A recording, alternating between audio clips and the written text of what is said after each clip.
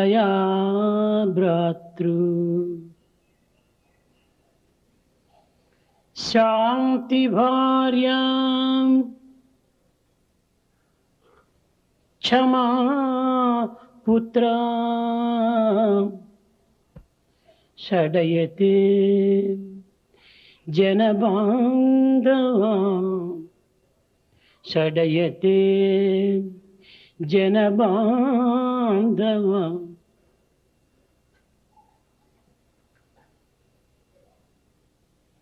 జగత్తులో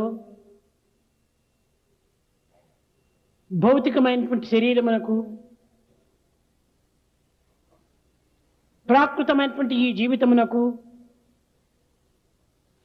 అనిత్యమైనటువంటి ఈ జీవితానికి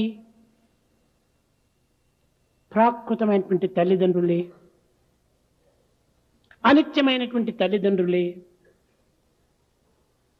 భౌతికమైనటువంటి తల్లిదండ్రులే ప్రాప్తిస్తుంటారు.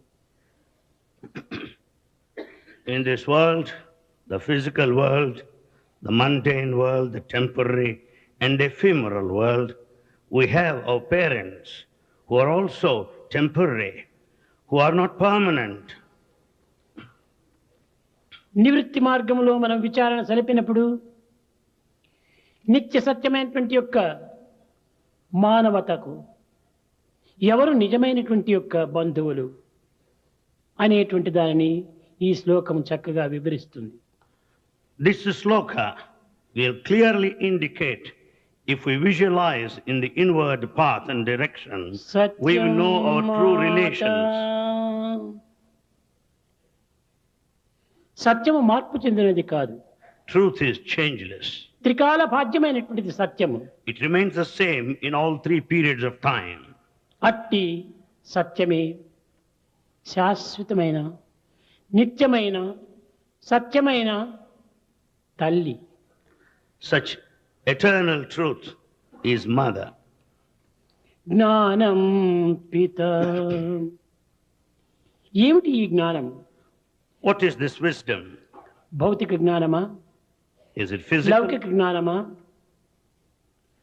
లేకపోతే శాస్త్ర జ్ఞానమా?